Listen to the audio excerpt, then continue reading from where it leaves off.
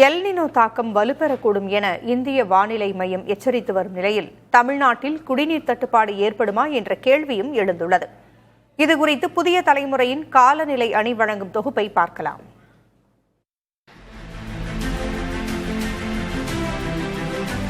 El Nino காரணமாக மழை பொழிவில் மாற்றம் ஏற்படலாம் என்றாலும் இது நேரடியாக குடிநீர் நெருக்கடியை ஏற்படுத்திவிடுமா?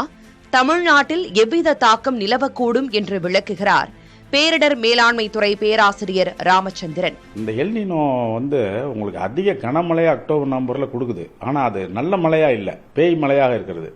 பேய் மழையாக இருக்கிற ஒரு மழை நமக்கு நிலத்தடி நீரையோ இல்லது ஒரு ஏரி குளம் குட்டைகளை நிரப்புவதற்கோ உகந்த மழையாக இருக்காது. அடுத்து வறட்சி வரும். ஜனவரியிலிருந்து உங்களுக்கு வெப்பம் கூடுதலாக வருகிறது. தமிழகத்தை பொறுத்தவரையிலும் உள் மாவட்டங்களில் உங்களுக்கு நிலத்தடி நீர் குறையும். அதனால அடுத்த பஞ்சம், நிலத்தடி நீர் பஞ்சத்திற்கு இப்ப வருகிற ஐப்பசி கார்த்திகை மார்கழியில் பெய்கிற மலை ஏரி குட்டைகள் எல்லாம் நிரப்பிவிடும் நினைக்கிறோம். ஆனால் அது அதிக கனமழையா இருப்பதனால் ஒரே ஓரிரு நாட்களில் பெய்து மீதியை எஞ்சிய மழையை கடலுக்கு கொண்டு போயிடும். அதனால நிலத்தடி நீர் என்பது பெரிதாக ஊறாது. நிலத்தடி நீர் ஊறுவதற்கு ஏற்ற வகையாக இந்த ஆண்டு மழை இருக்காது என்பது கணிப்பு. நிலத்தடி நீருக்கும் மழைநீர் சேகரிப்புக்கும் தகுந்த யுக்தியெல்லாம் கையாண்டு கொள்ள வேண்டும்.